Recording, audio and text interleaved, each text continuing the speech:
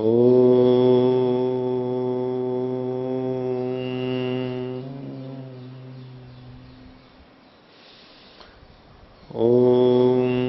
सहना भवतु सहनौ भुनक्तु सह वीर्यं करवावहै तेजस्विनावधीतमस्तु मा विद्विषावहै। ॐ शांति शांति शांति।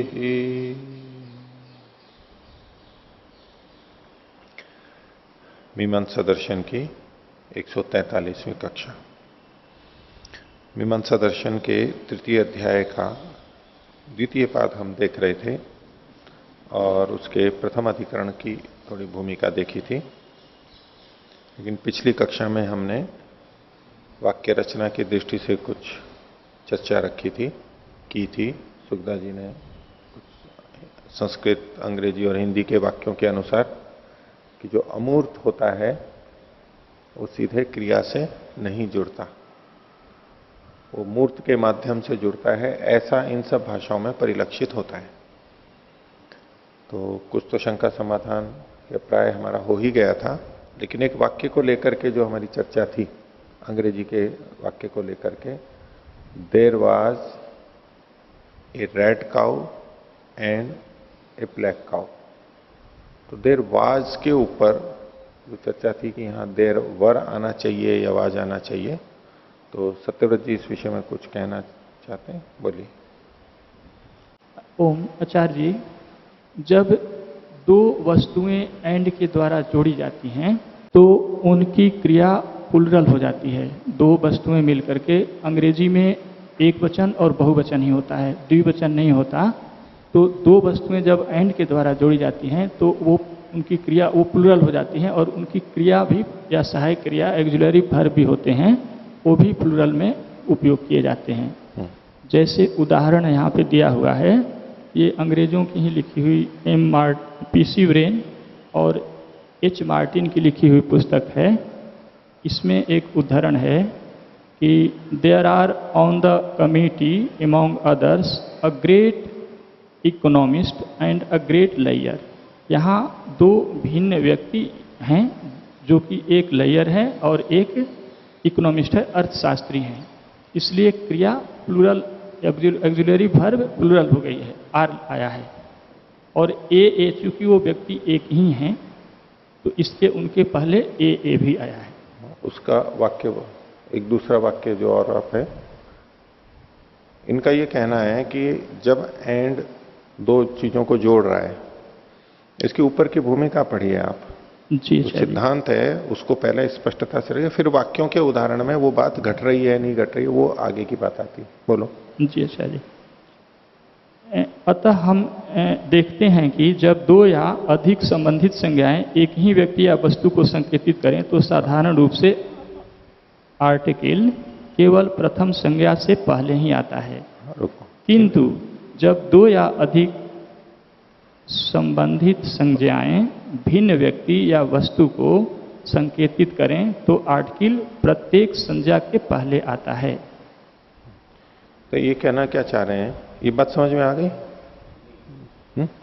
तो इसमें कोई, इसके आधार पर इनका क्या ये कहना है कि वहां देयर वर आना चाहिए, क्योंकि यहां a red cow and a black cow, तो ये जो दो चीजें कही जा रही हैं, दो अलग अलग व्यक्तियों के लिए कही जा रही हैं। एक गाय अलग है, दूसरी गाय अलग अलग है, इसलिए यहां पर वर आना चाहिए, ऐसा ही प्रस्तुति है ना आपकी।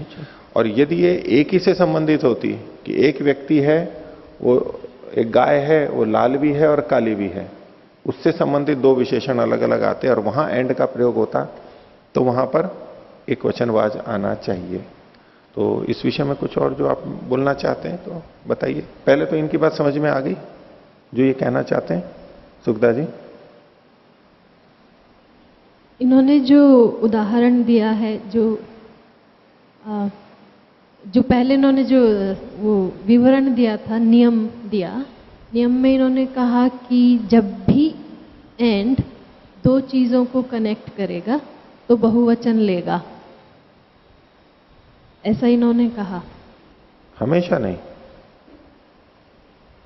उसको एक वाक्य को फिर से बोलो, मेरे को दीजिए।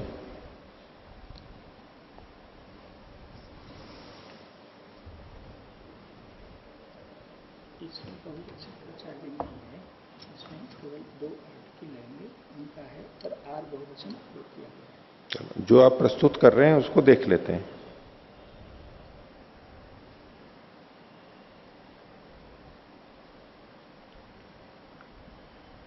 इन्होंने कहा, ये शीर्षक तो इनका है उपपद की पुनरावृत्ति, repetition of article.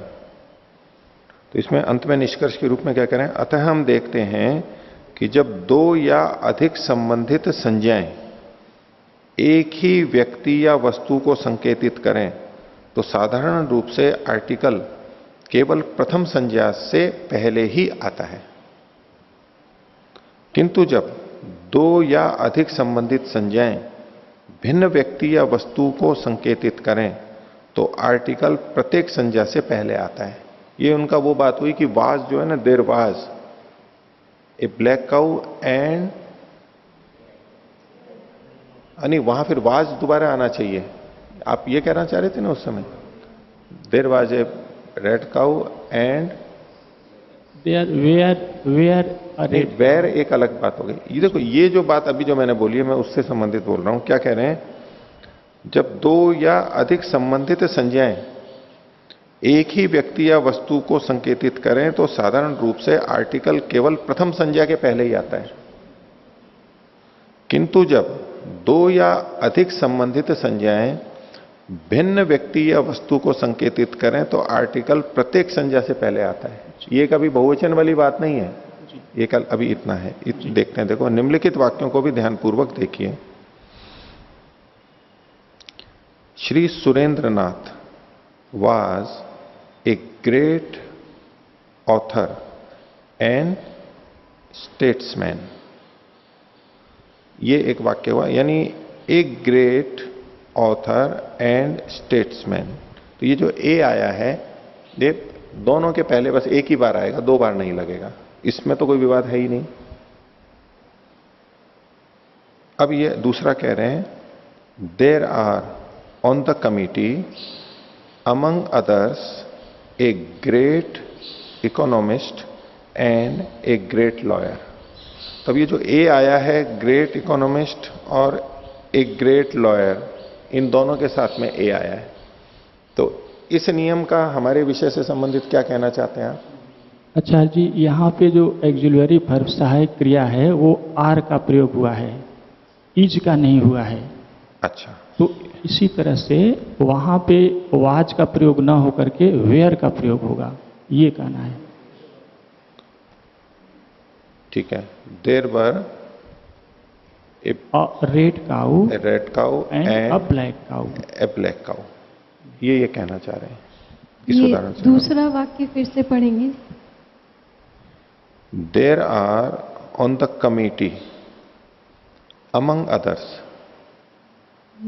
a great economist and a great lawyer।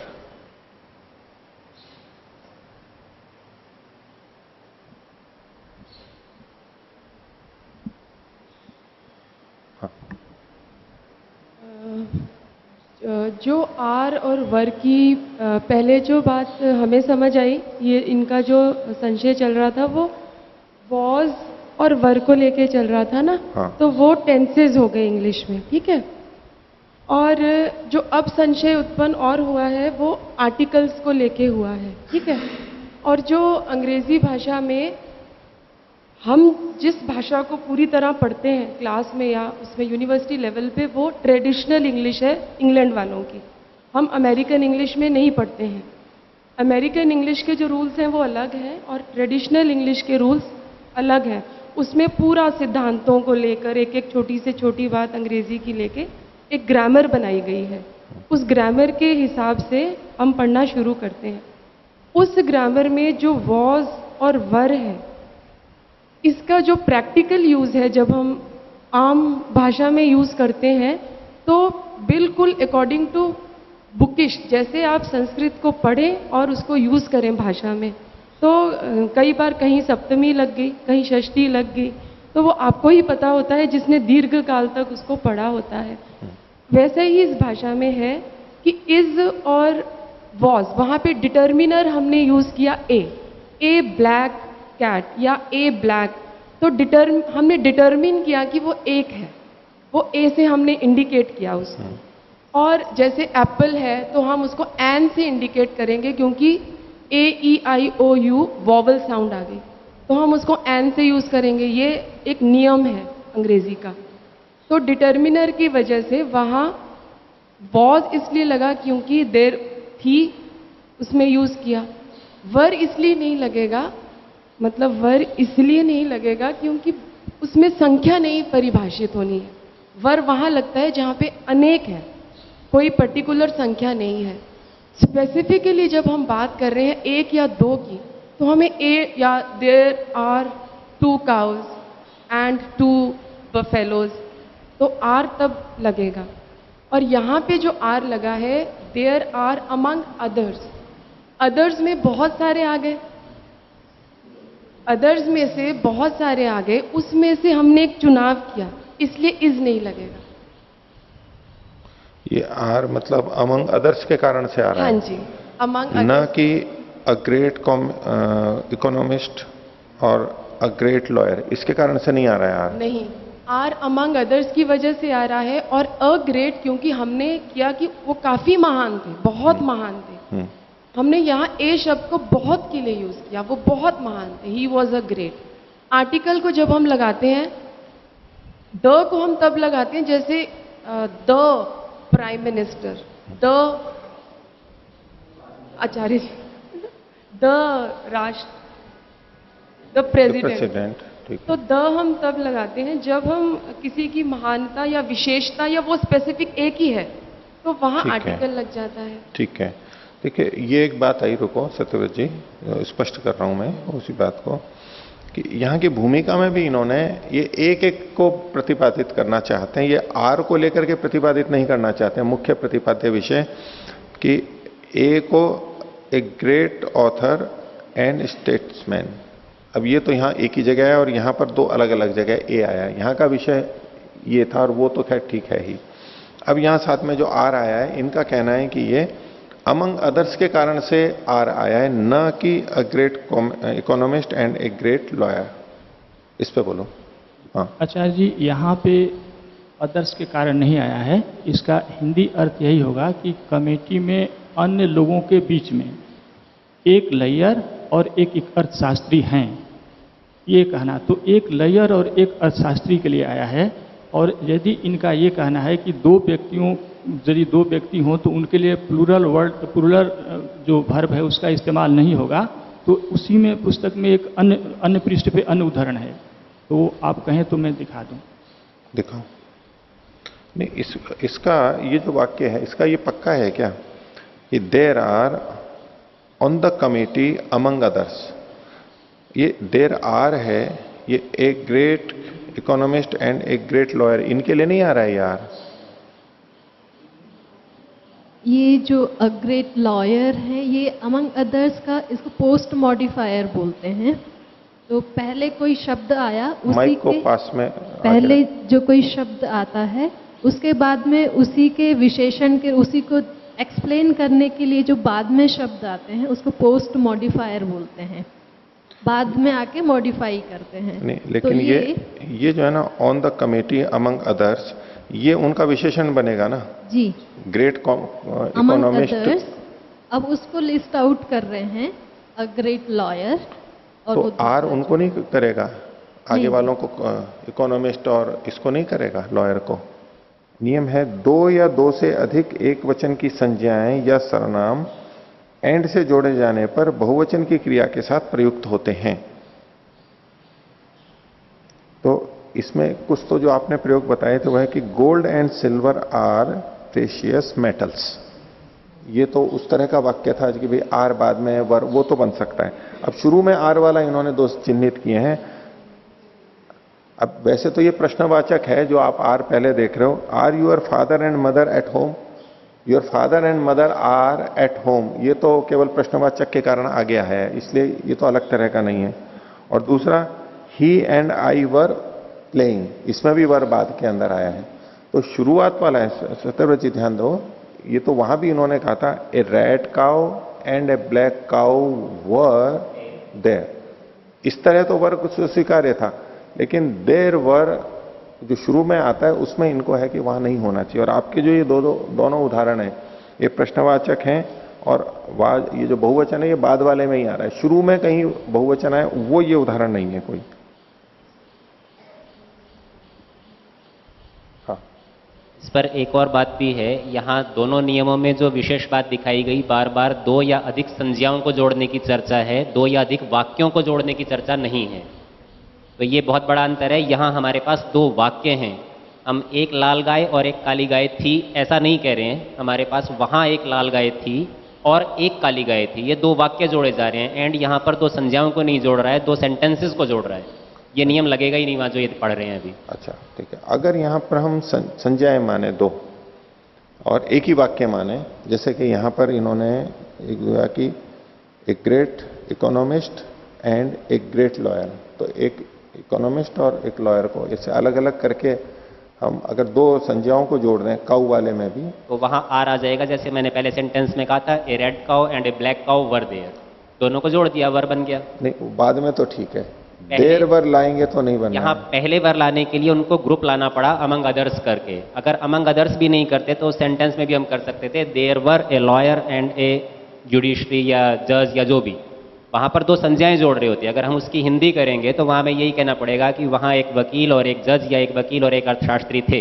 हम ये नहीं कह सकते हैं कि वहाँ एक वकील था और एक अर्थशास्त्री था, हम ऐसा नहीं कह सकेंगे वहाँ। नहीं तो अगर ये जो हम जिस पर चर्चा कर रहे थे वो क्या कि यहाँ एक लाल गाय और एक काली गाय है, इसी अर्थ को बोलने के लिए अगर हम वाक्य बनाएं तो देर वर आ सकता है। अगर दोनों चीजों को हमने एक ही वाक्य में लिया है, वहां एक लाल गाय और एक काली गाय है, अब वर आएगा, वो पहले आ सकता है, बिल्कुल पहले आएगा, देर वर आएगा। तो ठीक है, वाक्य रचना की दृष्टि से आप ये स्वीकार कर रहे हैं कि देर वर पहले आ सकता है, केवल दृष्टिकोण भेद के कारण से कि हम किस अर्थ को ले रहे हैं, एक जगह बाज और एक जगह वर है, ऐसा आपका कहना है। हाँ, आपको कहना। मैं वरुण जी की बात से सहमत हूँ। मैं इतना कहना चाहूंगी कि जो देयर वॉज है ये शेयर हो रहा है प्रेडिकेट के साथ। अ रेड काउ एक प्रेडिकेट है और दूसरा प्रेडिकेट अ ब्लैक काउ, ये दोनों शेयर करेंगे देयर वॉज को, तो इस वजह से वो वाक्य सही है। There was a red cow, जो शेयर हो रहा है इसको आप रिपीट कर सकते हैं, and there was a black cow. तो आप ये स्वीकार कर रहे हैं कि there were a red cow and a black cow, ये वाक्य भी किसी भिन्न संदर्भ में बन सकता है। अच्छा, उसमें भिन्न संदर्भ में बनता है, तो उस दिन तो ये था कि ऐसा बन ही नहीं सकता है। अगर भिन्न संदर्भ में बन सकता है तो किस संदर्भ में बन सकता है, उस विषय में सुखदा जी बताएंगी। भिन्न संदर्भ में ये बन सकता है, अनुमान ही कर रही हूँ क्योंकि मैं नेटिव स्पीकर तो नहीं हूँ। ऐसा कह सकते हैं, there were a red and a black cows, हाँ वैसा कुछ कह सकते हैं। There were a red and a black cows, cow को तो मैंने यहाँ पे जो कॉमन लिया है रेड, वो तो खैर अलग हो गया। हाँ, फिर मैंने काउ को शेयर किया है, इसको भी शेयर किया है, तो वो हो सकता है पर एग्जैक्टली वैसा नहीं होगा, इसी वाक्य में नहीं हो सकता है। चलो ठीक है, आप बोलिए कुछ कहना है। देयर वर, जैसे जब लिखते हैं वो लोग ग्रामर जब लिखते हैं तो उसमें स्पेसिफिकली जो उद्देश्य है उस सेंटेंस का, क्योंकि मैं इनके सामने खड़ी हूँ तो मैं कहूँगी भोजन किया, तो समझ गया कि भोजन किया। मैं बोलूँगी तुमने भोजन किया, तो मैं किसी और, ये लिखने में ऐसे आएगा। हमारा एक अंडरस्टूड है, हमने दिमाग में ये अंडरस्टूड है, किसी को पूछा होगा। वैसे ही अंग्रेजी में उसने ये बात कहनी है और अपना उद्देश्य भी, जो सेंटेंस का उद्देश्य है वो भी, उसको भी खत्म नहीं करना है, उद्देश्य को भी सामने रखना है और टेंसेस को भी ठीक लिखना है। तो उस वजह से उद्देश्य को रख के कि उद्देश्य उसका क्या है, उद्देश्य को रख के टेंस भी सारे ठीक लिखने हैं। उसमें जब ए लिखते हैं अंग्रेजी में, ए हमेशा एक स्पेसिफिक के लिए होता है, वर के साथ नहीं होगा, क्योंकि वर में संख्या बहुत हो जाएगी, वो उसमें हम नंबरिंग नहीं कर सकते। There were cows and there were buffaloes लिख सकते हैं, पर ए के साथ वॉज ही लगेगा, क्योंकि वो पास्ट टेंस हो गया और हमने एक काउ के बारे में बात कर रहे हैं। हाँ, नहीं, ए स्पेसिफिक के लिए आता है, लेकिन जैसे यहाँ एक ग्रेट इकोनॉमिस्ट एंड एक ग्रेट लॉयर, ये ए तो यहाँ पर लिखा ही है। ए लिखा है क्योंकि फिर भी एक है, एक लॉयर की बात की है और ग्रेट भी है, वो दोनों चीजें हैं उसमें, तो उसको दोनों चीजों से इंडिकेट किया गया है कि उसमें ये दोनों विशेषताएं हैं। नहीं, एक व्यक्ति में दो नहीं है, ये दो अलग अलग, हाँ, दो अलग अलग व्यक्ति हैं ये। हाँ, तो दोनों के साथ ए लगा होगा और दोनों के साथ ग्रेट लगा दोनों होगा। के साथ ए लगा, दोनों के साथ ग्रेट लगा। जैसे हम a black cow and a red cow बोल रहे थे, ऐसा ही है, लेकिन फिर भी यहाँ पर आर शब्द का प्रयोग उन्होंने किया है। स्पेसिफिक, वही बात बार बार आती है कि स्पेसिफिकली इंडिकेट किया कि वो जो है लॉयर भी बहुत ग्रेट है और वो भी बहुत ग्रेट है, इसलिए उन्होंने शेयर नहीं किया। हमें समझाने के लिए उन्होंने कहा कि वो लॉयर भी ग्रेट है और वो भी ग्रेट है, लेकिन जो आर लगा है वो टेंस को ध्यान में रखते हुए, अमंग अदर्स, अदर्स को ध्यान में रखते हुए आर लगा है। ठीक है, चलो इस पे और विचार। अंतिम सत्यव्रत जी बोलो। आचार्य जी, मैं इनसे पूछना चाहता हूँ हाँ, बोलो। कि अन्य लोगों के साथ मैं भी मीटिंग में उपस्थित था, इसका क्या ट्रांसलेशन बनेगा? यहाँ भी आप प्लूरल वर्ब इस्तेमाल करेंगे, बताइए सोच करके। अन्य लोगों के साथ मैं भी मीटिंग में उपस्थित था।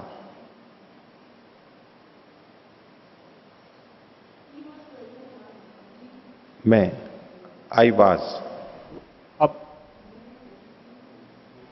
I was among the others, I was presented among the others. तो अब इनका ये कहना है कि यहां पर वाज क्यों आया? अमंग द अदर्स के कारण यहां पर भी बहुवचन आना चाहिए था, जैसे यहां पर है अमंग द अदर्स के कारण से। आई सिंगुलर है ना, मैं अकेली मैं ही हूं ना प्रेजेंट, वहां दो के बारे में बात की गई है, लॉयर एंड इकोनॉमिस्ट, इसलिए आर आया ना। जी जी। तो अमंग द अदर्स के कारण से आर नहीं आया, आप अपने वचन को विपरीत कर रही हैं अभी, यही तो वो कहना चाह रहे हैं। मैं गलत समझ रहा हूं या आपने उल्टा बोल दिया? जी, पहले आप कह रहे थे अमंग द अदर्स के कारण आर आया है, वो ए जो इकोनॉमिस्ट और लॉयर है उसके कारण से आर नहीं आया है, ऐसी प्रस्तुति थी। अब आप वो स्वीकार कर गई हैं। नहीं नहीं, ये वाक्य भिन्न है। ये जो नया वाक्य अनुपमा जी ने बनाया, इसमें आई वॉज, सब्जेक्ट पोजीशन पे आई है और वर्ब वॉज है। हमारा जो ओरिजिनल सेंटेंस था उसमें सब्जेक्ट पोजीशन पे देयर था, जो कि फिलर है, पोजीशन फिलर है, उसके साथ एग्रीमेंट नहीं होता है, क्रिया का एग्रीमेंट नहीं होता है। सब्जेक्ट वर्ब एग्रीमेंट जो होता है, जब देयर यदि सब्जेक्ट पोजीशन पे आता है तो क्रिया का एग्रीमेंट संख्या वचन का वो होता है प्रेडिकेट के साथ, विधेय के साथ। तो उसमें था देयर वॉज अ काउ, तो उस केस में जो विधेय में आ रहा है प्रेडिकेट पोजीशन में है, अ काउ है जो कि सिंगुलर है, इसलिए इसका जो एग्रीमेंट होगा विभक्ति का, वचन का, वो वॉज और उसमें प्रेडिकेट में विधेय में दिखाई देगा। परंतु इस सेंटेंस में जो अनुपमा जी ने बनाया, इसमें सब्जेक्ट कोई फिलर नहीं है, देयर टाइप का नहीं है, यहाँ पे आई है। तो इस तरह के जब फिलर नहीं होता सब्जेक्ट पोजीशन पे, तो सब्जेक्ट का और वर्ब का एग्रीमेंट होता है। तो इसमें यूं कि इस वजह से उन एक कुछ वचन ही लोगों में रहेगा। से वहां जो दो थे, इसके प्रति उदाहरण के लिए, तो यहां तो एक इकोनॉमिस्ट और ए लॉयर, ये दो चीजें थी। अगर वहां पर हम लॉयर को हटा दें तो वाक्य क्या बनेगा? उसी वाक्य को ले लें हम, मेरी बात आई समझ में? They are on the committee among others a great economist। ये वाक्य ठीक है जी अनुपमा जी? मतलब एक ग्रेट इकोनॉमिस्ट एंड एक ग्रेट लॉयर, इन दोनों की जगह पे हम अगर केवल एक ग्रेट इकोनॉमिस्ट बोलें, मेरी बात सुनिए अभी, केवल अकेला एक ग्रेट इकोनॉमिस्ट ही बोलना है एंड एक ग्रेट लॉयर, इसको हमें नहीं बोलना है, तो क्या वाक्य में there are on the committee among others a great economist, क्या यहां पर आ सकता है? जी आ सकता है। अच्छा, ठीक है, इस पर और विचार कर लेना, अब और ज्यादा इसकी चर्चा नहीं करते हैं। जो दृष्टिभेद है अथवा तो विशेषज्ञों से इनको करना है, इनके अनुसार से वहां पर चलना चाहिए। अंतिम बोलो। हाँ, अच्छा जी, जो वरुण जी कह रहे थे, इन्होंने देयर बाद में लगाए थे, वेयर देयर ऐसा लगाए थे आप तो हैं? वाज देयर तो यहाँ were there, where there, were there, हाँ, वर देयर, तो जब बाद में देयर लगेगा तो यहाँ देयर का वो अर्थ नहीं होगा, यहाँ देयर का अर्थ वहां हो जाएगा, इससे आप पूछ लीजिए। अच्छा चलो, यहां पर भी इतना- देयर का अर्थ वहां ही है, वहां एक लाल का इस विषय को अभी और आप लोग बैठ के कुछ और चर्चा कर लीजिए, अब फिर जो निष्कर्ष निकले वो हम लोगों को बता दीजिए। इस बारे में मैं इतना कहना चाहूंगी, उस वाक्य को आप चाहें तो और किस तरह से यदि कह सकते हो तो कह लें, पर हमारा उद्देश्य क्लास में ये वाक्य दिखाना नहीं था। दूसरे जो सेकंड नंबर के जो वाक्य थे वो दिखाना उद्देश्य था। उसमें मूर्त है या अमूर्त बन रहा है जो विशेषण शब्द है, वो दिखाना उद्देश्य था। वो तो अभी भी वैसा का वैसा ही है। तो ये तो बाहर की बात है, इसको छोड़ा भी जा सकता है, अभी ये इम्पोर्टेंट नहीं है हमारे लिए। ठीक है, वो तो मूल जो बात थी वो तो हमारी स्पष्ट हो ही गई थी कि अमूर्त को नहीं सीधे जोड़ा जा सकता, वो मूर्त से जुड़ करके क्रिया से जुड़ता है, उसमें तो कोई दो राय नहीं थी। जो वाक्य अलग से था इसको इतना रख देते हैं। ठीक है, बहुत चर्चा हो गई। तो पिछले पाठ में से आप में से किन्हीं को पूछना है? हाँ वरुण जी। ओम, पृष्ठ संख्या 710 पर हाँ हिंदी की व्याख्या में नीचे से 7वीं पंक्ति, जी, यहाँ एक संशोधन होना चाहिए, सादृश्य रहित लिखा हुआ है। सादृश्य सहित कर लीजिए, और सादृश्य सहित के पहले ज्ञात और लिख दीजिए, ज्ञात सादृश्य सहित। ज्ञात सादृश्य वाले में, सहित कह दीजिए या वाले में, ज्ञात सादृश्य वाले में, क्योंकि संस्कृत में है विगत सादृश्यवती। इसमें उल्टा यह हुआ कि विगत का मतलब है जिसमें से जा चुका है, ये अर्थ भी विगत का होता है जो जा चुका है, तो वो रहित अर्थ को देता है। जा चुका है मतलब अभी नहीं है, रहित है, इसलिए ये नीचे इस तरह से लिखने में आ गया। तो आपने को करना है ज्ञात सादृश्य सहित। ठीक है, और इसी पृष्ठ पर संस्कृत में भाष्य में नीचे से तीसरी पंक्ति में तस्मात् ज्वलने मुख्यो न माणवके, यहाँ पर सार रूप में यह बताया है क्योंकि लोक में ऐसा प्रसिद्ध है कि अग्नि शब्द से ज्वलन प्रत्यय ये जाना जाता है और अग्नि शब्द से माणवक प्रत्यय को अधिकांशता नहीं जानते हैं, ये हेतु बनाया है। जबकि ठीक इससे पीछे 709 पृष्ठ में दूसरे अनुच्छेद की नीचे से दूसरी पंक्ति में अल्पशो अपि प्रयुज्यमानो न सती सामर्थ्य प्रत्यायेत, पूर्व पक्षी ने यह स्पष्ट ही कहा था कि कम लोग भी यदि प्रयोग कर रहे हो तो सामर्थ्य होने पर ही वह अर्थ को जताएगा, अन्यथा नहीं जताएगा। तो इसके परिप्रेक्ष्य में देखने से ऐसा लगता है कि केवल लोक व्यवहार का ही आश्रय कर रहे हैं, जबकि पूर्व पक्षी उसको पूर्व में ही रोक भी रहा था कि लोक व्यवहार के आधार पर ऐसा नहीं चलना है। तब भी सिद्धांति ने वही हेतु पुनः प्रस्तुत किया है। हाँ, इसमें देखिए थोड़ा अंतर है। पूर्व पक्षी ने अपने ढंग से बात कही, क्योंकि सिद्धांति ने पहले कहा था यह सुष्ठु प्रसिद्ध समुख्य है, तो उन्होंने कहा कि प्रसिद्धि तो दोनों की है, यानी ठीक ठीक ही जाने जाते हैं दोनों। अब उस पर सिद्धांति ने कहा कि नहीं, कि संभावना है कि भाई अधिक जिसको बोला जाता है, तो भी पूर्व पक्षी ने कहा कि भले ही अधिक बोला जाता हो या कम बोला जाता हो, वो अर्थ तो उसका ही है। अब इसके उत्तर में आगे जो सिद्धांति कह रहा है कि अग्नि शब्द ज्वलन में ही प्रसिद्ध है। जब जब भी बोला जाता है तब उसका मानवक अर्थ नहीं लिया जाता है, ज्वलन ही अर्थ लिया जाता है। और जहां गौण रूप से भी प्रयोग होता है वहां भी ज्वलन अर्थ लाते हुए उसके किसी धर्म को लेते हुए प्रयोग होता है। तो जहां अग्निर्माणवका है वहां भी अग्नि शब्द यद्यपि मानक में प्रयोग किया जाता हुआ दिख रहा है, किंतु वो अग्नि शब्द भी पहले अग्नि ज्वलनवाची का को बताते हुए उसके किसी सादृश्य के साथ में मानवक से जुड़ रहा है। क्योंकि मानवक को यदि सीधा ज्वलन अग्नि कहें तो ठीक नहीं है, वो संभव नहीं है, व्यवहार में ऐसा अर्थ नहीं देखा जाता है। तो यहां अग्नि शब्द अग्नि का ही, ज्वलन का ही अर्थ देते हुए मानवक में कैसे घटेगा, तो वहां उसकी तेजस्विता या उसकी उग्रता इत्यादि, क्रोध इत्यादि को वहां पर बता रहा है। तो वास्तव में अग्नि शब्द ज्वलन को ही बता रहा है, माणवक को नहीं बता रहा है। अग्नि शब्द माणवक का वाची नहीं है। ये इन्होंने जो ऊपर अन्वय व्यतिरेक से बताया कि माणवक का अनादर करते हुए अग्नि शब्द ज्वलनवाची है, न कि ज्वलन का अनादर करते हुए माणवकवाची है। ऐसा लोक में नहीं दिया, हमेशा वो ज्वलन का ही द्योतक होता है और ज्वलन का वाचक होते हुए ही वो माणवक की भी किसी विशेषता को बता रहा है जो कि ज्वलन में भी है, इसलिए वो ज्वलनवाची ही रहेगा। अब यहां पर कम या अधिक संख्या में बोला जा रहा है, ये सिद्धांति का प्रयोजन नहीं।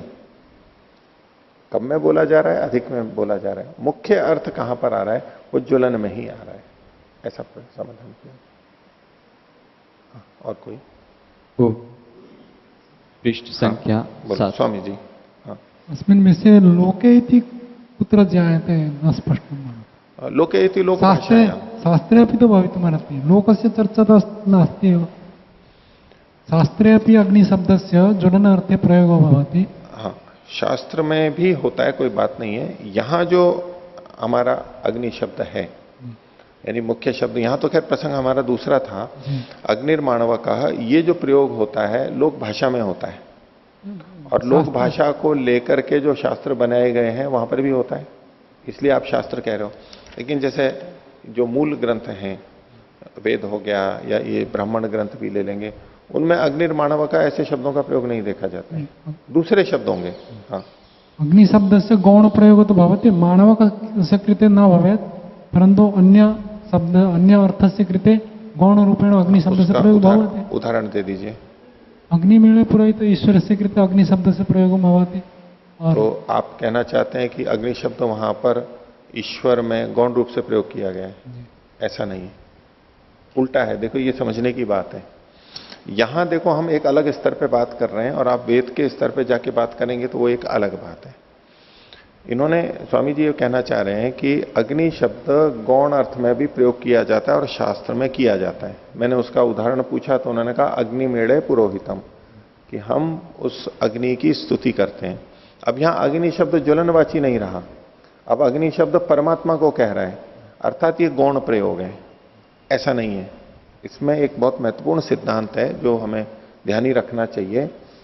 वेद में अग्नि शब्द मुख्य अर्थ में ही प्रयोग किया गया है। अग्नि का मतलब क्या होता है? अग्निर अग्रनिर्भवती, अग्निगतौ से वहां पर बनेगा। तो परमात्मा में ही अग्नि शब्द सबसे ज्यादा घटता है, इसलिए वहां अग्नि शब्द परमात्मा के लिए ही प्रयोग किया गया है। अब लोक में जो ज्वलनवाची के लिए अग्नि शब्द का प्रयोग है, अब भाषा को इस दृष्टि से देखिए कि सृष्टि के आदि में परमात्मा ने वेद ज्ञान दिया और उसके आधार पर उन शब्दों का प्रयोग हम अन्यों के लिए भी करने लगते हैं। तो अग्नि शब्द का अर्थ ज्वलनवाची भौतिक अग्नि में भी घट रहा है, वन्य में भी घट रहा है, इसलिए वहां भी प्रयोग किया जा रहा है। लेकिन अग्नि शब्द सबसे अधिक परमात्मा में घटता है, इसलिए वो मुख्य अर्थ में ही जाएगा। जो शब्द अपने अर्थ को कह रहा है मुख्य में ही जाता है वहां पर। अब परमात्मा के लिए पुरोहित शब्द किया, देखिए दूसरे उदाहरण दे दूं, अग्निम ईडे पुरोहितम, तो पुरोहितम भी वही विशेषण विशेष है। अग्निम ईडे, पुरोहितम ईडे, यज्ञ देवम ऋत्विजम होतारम, इन सब शब्दों पे आएगा। हम लोक के अंदर पुरोहित शब्द किन के लिए बोलते हैं? योग रूढ़ी हुआ है तो यज्ञ में कार्य कराता है हमारे को, उसको पुरोहित कहते हैं। हम जिसको आगे रखते हैं, जो हमारे आगे चलता है इत्यादि, जो भी अर्थ उसके देंगे निर्वचन की दृष्टि से। लेकिन वास्तव में पुरोहित शब्द परमात्मा पे सबसे ज्यादा घटता है और परमात्मा के वो धर्म जिनके कारण से परमात्मा को पुरोहित कहा जा रहा है, वो इस एक व्यक्ति में, मनुष्य में भी दिखाई दे रहे हैं, अन्य मनुष्यों की अपेक्षा उसमें प्रधान दिखाई दे रहे हैं, इसलिए पुरोहित शब्द का प्रयोग वहां पर किया गया है। ये विद्वान लोग जिस तरह से व्याख्या करते हैं उस इस तरह प्रस्तुत करते हैं। तो ऐसा मत बोलिए यहां पर उदाहरण में कि अग्नि शब्द परमात्मा में गौण अर्थ में प्रयोग किया गया है, परमात्मा में मुख्य अर्थ में ही घट रहा है, क्योंकि इस शब्द का अर्थ निर्वचन प्रकृति प्रत्यय की दृष्टि से परमात्मा में घटता है और सबसे अधिक घटता है। इसके लिए हम दूसरे उदाहरण ले सकते हैं बजाय इस वेद के इस उदाहरण के। हाँ, कुछ बोलना है इसमें? सिद्धांत दृष्टौ तो वेदमंत्र से व्याख्यां कृत्वा तदेव अग्नि तदादित्य तत्व सिद्धांत दृष्ट्या तो सम्यक अस्ति, परंतु भाषा दृष्ट्या यदि वयं पश्यामः अग्नि शब्दस्य मुख्य अर्थ और अग्नि शब्दस्य गौण अर्थ, तो तत्र तो मुख्य शब्द तो ज्वलनवाची एवं भवेत्। वो भाषा दृष्टिया जो आप कह रहे हो ना, भाषा दृष्टिया वही लौकिक प्रयोग है। अब उसको बताते समय हम ये ना कहें कि भाई शास्त्र में भी इसका गौण प्रयोग किया गया। हो सकता है शास्त्र में अग्निर्हिमस्य भेषजम ये जो आया, अब अग्नि ठंड की औषधि है। अब ये जो अग्नि शब्द आया है यहां पर, अब ये परमात्मावाची नहीं है यहां पर। या तो हम हिम शब्द का भी कोई अन्य अर्थ लें और फिर परमात्मा को उसकी औषधि बताएं, लेकिन अगर हिम का मतलब ये शीतलता ले रहे हैं तो अग्नि उसकी औषधि होती है। अब यहां पर अग्नि शब्द वेद के अंदर इस बन्नी का वाचक भी आया है, लेकिन यहां भी जो वेद ने इसके लिए प्रयोग किया है, तो वेद के सारे शब्द प्रथम दृष्टिया परमात्मा पे घटते हैं, ये एक प्रतिपादन है। भाषा दृष्टिया व सिद्धांत दृष्टिया? सिद्धांत की भाषा की दृष्टि, वैदिक भाषा की दृष्टि से। भाषा दृष्टिया क्योंकि तो विचारणीय है, मैं एक केवल बात आपके सामने रखा हूं कि एक बड़ा सिद्धांत है ये। हो सकता है कि कुछ शब्द हों जो परमात्मा पे घटते ही नहीं हो, लेकिन जितनी विशेषताएं हम यहां अच्छे अच्छे गुणों वाले देते हैं, राजा बोलेंगे, ईश्वर बोलेंगे और नृप बोलेंगे, जो भी अच्छे गुणों वाले शब्द हम लोक में बोले जाते हैं वो सब परमात्मा पे घटते हैं। इसलिए वेद के अनेक अर्थ कर दिए जाते हैं। उसी शब्द को हम परमात्मा में भी घटा देते हैं, उसको राजा में भी घटा देते हैं, उसको विद्वान में भी घटा देते हैं, उसको ब्राह्मण में भी घटा देते हैं, उसको परोपकार करने वाले पे भी घटा देते हैं। ऐसे तो ये सब चीजें, ये सारे शब्द परमात्मा पे भी घटते हैं। मैं केवल इतना कहना चाह रहा हूं। तो अग्नि मेढ़े में हम वो गौण अर्थ न लेकर के हम दूसरे उदाहरण ले सकते हैं ना, इसको छोड़ दीजिए।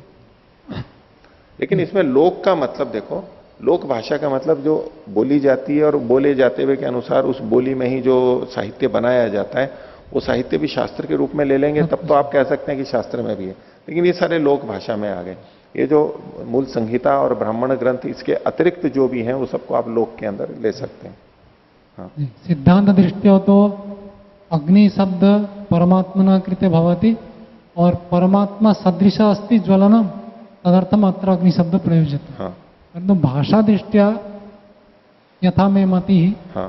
कि अग्नि शब्द ज्वलनवाची अस्ति, हाँ। परंतु तत्र अग्नि मीळे इळे शब्द वर्तते, अन्य अपि विशेषण वर्तन्ते, तदर्थम तत्र अग्नि शब्दस्य ज्वलनार्थ न सिद्ध्यति, तदर्थम गौण रूपेण शब्द भाषा दृष्टिया परमात्मा नहीं घटती। इस तरह भी वो व्याख्या की जाती है, क्योंकि अन्य लोग, इनका ये कहना है कि अग्नि मीढ़े में अग्नि शब्द से परमात्मा अर्थ हमने इसलिए लिया क्योंकि अग्नि शब्द से बाची जो जड़ पदार्थ है उसकी तो कोई स्तुति की नहीं जाती है, वो कोई समझता नहीं है, इसलिए जड़ की ना होकर के हमें चेतन की ही करनी चाहिए, इसलिए यहां पर लिया जाना चाहिए परमात्मा का वाचक। और अन्य जो टीकाकार रहे हैं, व्याख्याकार पाश्चात्य खासतौर से, वो अग्नि मतलब तो इस बोले कि ये आर्य लोग अग्नि के उपासक थे, यानी भौतिक अग्नि के उपासक थे। देखो अग्नि मीढ़े इन्होंने लिखा हुआ है, तो वहां अग्नि मतलब फायर अर्थ लेते हैं वो, जो कि वो लोक में जैसा अर्थ था वैसा का वैसा ही समझ के अर्थ लेते हैं। तब उनको बताने के लिए कहा जाता है यहाँ अग्नि शब्द फायरवाची नहीं है, भौतिक अग्नि का वाचक नहीं है। क्यों नहीं है? क्योंकि वहां तो ये स्तुति घटती ही नहीं है, वो समझता ही नहीं है। तो वहां जो समझता है उसको हम कहेंगे तो वो परमात्मा होगा, ये उनको समझाने के लिए प्रस्तुति दी जाती है। लेकिन इसका ये अर्थ नहीं है ऐसा कि भाई हम वहां अग्नि शब्द हम मुख्य अर्थ घटित नहीं हो रहा है इसलिए हम गौण अर्थ ले रहे हैं, ऐसा ना कह करके एक मैंने एक विचार बताया आपको कि ये बहुत सारे शब्द, पृथ्वी भी है, आकाश भी है, वायु भी है, ये शब्द परमात्मा में घटते हैं, परमात्मा में पूरी तरह घटते हैं। वो दृष्टि भी साथ में केवल रखते हुए। दूसरा उदाहरण ले लीजिए, इस पे बहुत ज्यादा चर्चा करने की आवश्यकता नहीं है, हम आप अपनी बात को कहने के लिए दूसरा उदाहरण ले सकते हैं। हाँ। ओ आचार्य जी, जो स्वामी जी इसमें कह रहे हैं कि ईड़े शब्द को देख करके हम अग्नि का अर्थ परमात्मा लेंगे, लेकिन जैसे मीमांसा में आया है कि जो स्तुति होती है वो अर्थवाद के लिए होती है। एक सावर भाष्य में एक वचन आया था कि स्तुति क्यों होती है तो कथम रोचेत ततो अनुष्ठीयेत, क्योंकि उसमें रुचि कैसे पैदा हो जिससे कि हम उसका अनुष्ठान करें। तो उस वस्तु के गुण ज्ञान के लिए उसको स्वीकार करने के लिए, अनुष्ठान करने के लिए जड़ की भी स्तुति की जाती है। की जा सकती है, ठीक है, वो भी वाक्य मिल जाते हैं, पर एक तर्क वहां पर दिया जाता है कि भाई ये ईड़े, अग्निम ईड़े, वो ना तो पुरोहित हो सकता, न देव हो सकता, न ऋत्विक हो सकता, वो सारे विशेषण देखते हुए भी ये सारे विशेषण किस में घटते हैं? वो परमात्मा में घटते हैं, इसलिए यहां अग्नि का मतलब परमात्मा ही लिया जाना चाहिए, वो अन्य विशेषण को भी जोड़ करके, और ये एक हेतु भी साथ में आ जाता है। रविशंकर जी, इसी विषय में मैं ये कहना चाहूंगा कि महर्षि दयानंद जी ने इसके दोनों तरीके से अर्थ किए हैं। अगर हम आदि भौतिक अर्थ करेंगे तो फिर इसमें इसका जो देवता है वो भौतिक अग्नि रहने से वो प्रधान हो जाएगा, और यदि हम इसका आध्यात्मिक अर्थ करेंगे तो वहां पर अग्नि शब्द से परमात्मा ये प्रधान हो जाएगा। तो इस तरह से भी इसको देखा जाता है। प्रधान क्या वही अर्थ होगा? हाँ, वो इस शब्द से दोनों तरह से अर्थ किए जा सकते हैं, ठीक है। इसी बात पर जो स्वामी जी ने ईड़े के साथ संगति लगाई है, इसका खंडन तो पूर्व पक्षी पहले ही कर चुका है। 708 पृष्ठ पर यस्य चतुर्थी पंक्ति भाष्य में,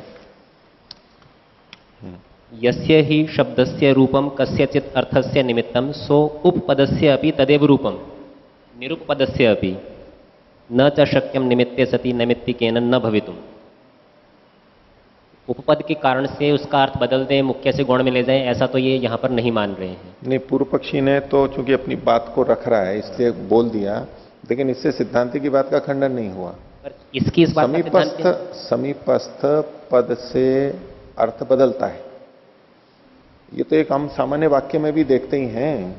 वह गांव जा रहा है तो वह एक विशेष हो गया, हर कोई नहीं हुआ, गांव भी हर कोई नहीं हुआ, गांव से संबंधित भी जाना क्रिया ही की जा रही है।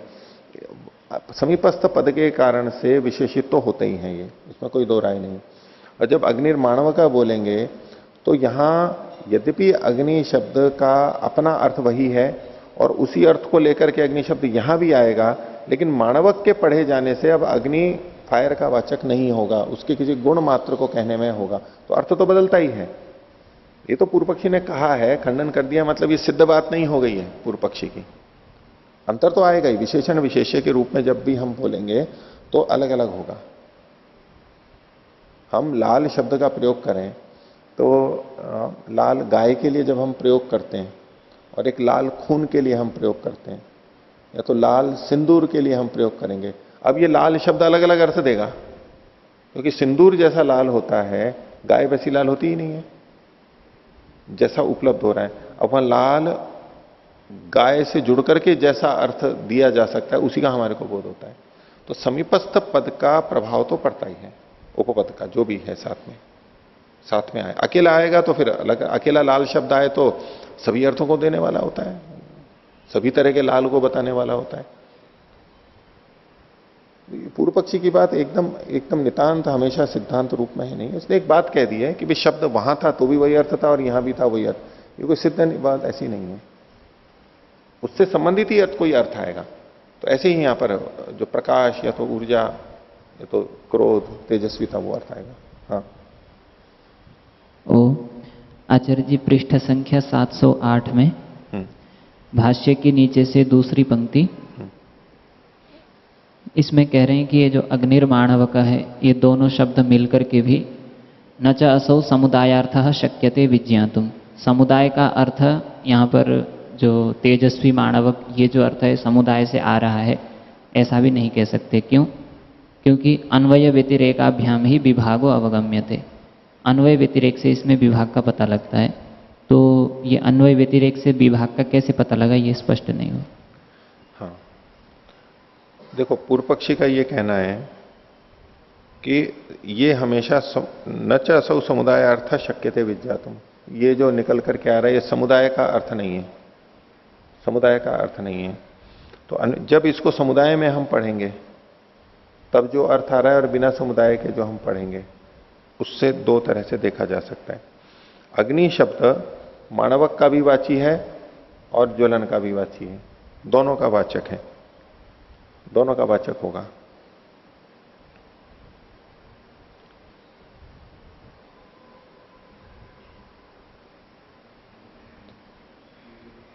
वाक्यार्थ का तो खैर इन्होंने बाद में किया। समुदायार्थ का मतलब हुआ दोनों को देने वाला, या दूसरे कहूं कि ये दोनों ही अर्थों को देने वाला है। न च असौ समुदायार्थ शक्यते विच्चातुम, एक शब्द से दो अर्थ दिए जाएं हमेशा, ऐसा अर्थ नहीं हो सकता। मैं दूसरे ढंग से देख रहा हूं इसको।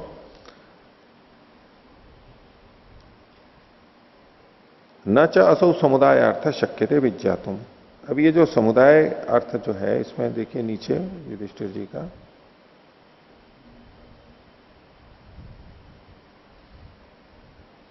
कहां पर है?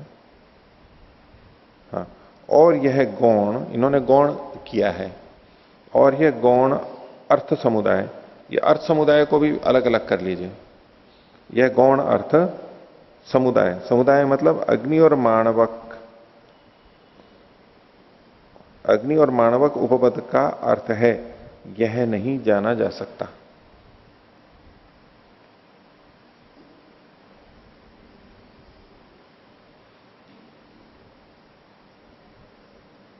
दोनों का मिलाकर के नहीं जाना जा सकता।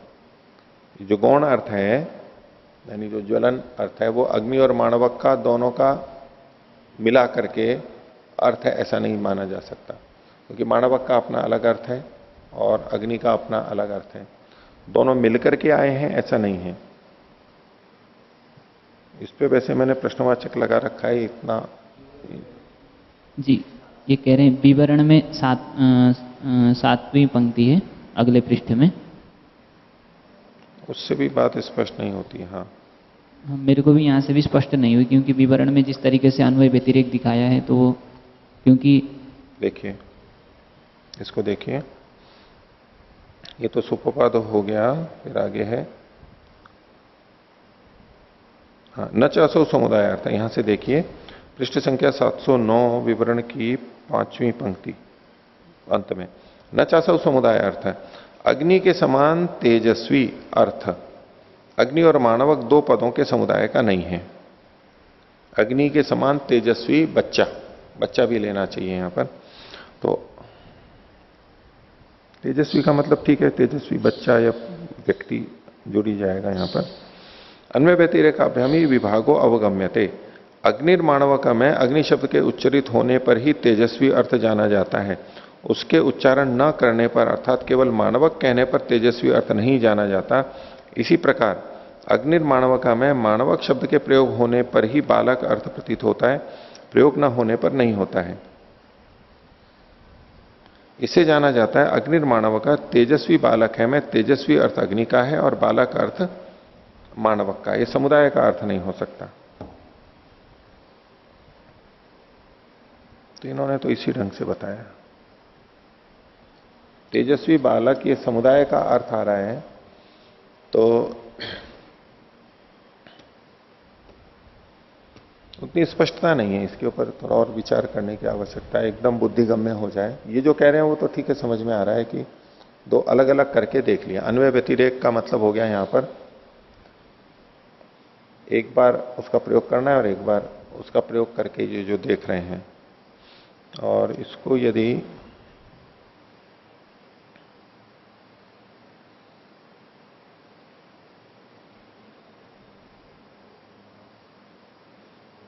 दूसरा मैं अभी जो सोच रहा था, विचारने की बात है वैसे तो, समुदाय अर्थ यानी उससे अग्नि अर्थ भी और मानवक अर्थ भी, एक अकेला अर्थ और एक समुदाय अर्थ।